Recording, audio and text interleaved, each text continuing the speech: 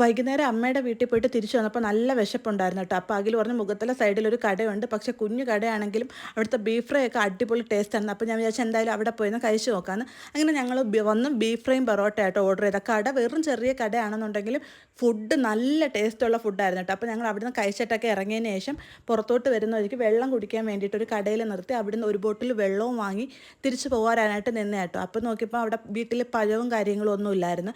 അങ്ങനെ അഖിലിനെ പറഞ്ഞു വിട്ട് കുറച്ച് പഴവും തണ്ണിമത്തനും എന്തെങ്കിലും ഉണ്ടെങ്കിൽ വാങ്ങിയിട്ട് വരാനായിട്ട് പറഞ്ഞ് അതിൻ്റെ ഇടയ്ക്ക് അപ്പം എല്ലാവരും കൂടെ ചാടി പുറത്തിറങ്ങിയിട്ടുണ്ട് കേട്ടോ. അവിടുന്ന് എന്തെങ്കിലും വാങ്ങിക്കാൻ വേണ്ടിയിട്ടാണ് ഇവരും കൂടി കൂടെ ചാടി ഇറങ്ങുന്നത്. അപ്പോൾ അഖിൽ തണ്ണിമത്തനൊക്കെ എടുത്ത് നല്ല കൊട്ടിയൊക്കെ നോക്കി നല്ലത് തന്നെയാണോ എന്നൊക്കെ നോക്കി. അപ്പോൾ അവിടെ ഇങ്ങനെ ജിലേബി ഇരിക്കുന്നുണ്ട്. അപ്പോൾ ഞാൻ പറഞ്ഞു ഒരെണ്ണം വാങ്ങിച്ചുകൊണ്ട് വന്നേ, തിന്ന് നോക്കിയിട്ട് നല്ലതാണെങ്കിൽ മേടിക്കാമെന്ന്. ചില അടുത്തുനിന്ന് മേടിക്കുമ്പോൾ കട്ടി കണക്കിരിക്കും, ഇത് നല്ല സോഫ്റ്റ് ആയിരുന്നു. അതുകൊണ്ട് ഞാനൊരു 3-4 കൂടെ മേടിക്കാനായിട്ട് അഖിലിനെ പറഞ്ഞു വിട്ടിട്ടുണ്ടായിരുന്നു. അതേസമയം തന്നെ ആദ്യം കുറുകുറയൊക്കെ വാങ്ങിച്ചുകൊണ്ട് വന്നിട്ട് അതും അവിടെ പൊട്ടിച്ച് കഴിച്ചുകൊണ്ടിരിക്കുകയായിരുന്നു. അങ്ങനെ ഞങ്ങൾ നേരെ അതൊക്കെ കഴിച്ചുകൊണ്ടിങ്ങനെ വീട്ടിൽ വന്നപ്പോൾ മിക്കി അവിടെ കാത്തിരിക്കുകയായിരുന്നു കേട്ടോ. മിക്കിക്ക് എന്താ കൊണ്ടുവന്നതെന്ന് അറിയാൻ വേണ്ടിയിട്ട്. മിക്കിക്ക് ഞാൻ അവിടെ നിന്ന് വന്നപ്പം പപ്സും കാര്യമൊക്കെ വാങ്ങിച്ചുകൊണ്ട് വന്നായിരുന്നു കേട്ടോ. കുഞ്ഞോടെ വിശന്നിരിക്കുകയായിരുന്നു. അങ്ങനെ അവൻ്റെ അടുത്ത് കാര്യമൊക്കെ പറഞ്ഞ് അവന് കഴിക്കാനൊക്കെ കൊടുത്തിരിക്കുകയായിരുന്നു. അപ്പോൾ എൻ്റെ വീഡിയോ ആദ്യമായിട്ട് അറിയണമെങ്കിൽ കാണുവാണെങ്കിൽ ചുമ്മാ ലൈക്കൊക്കെ ചെയ്തൊന്ന്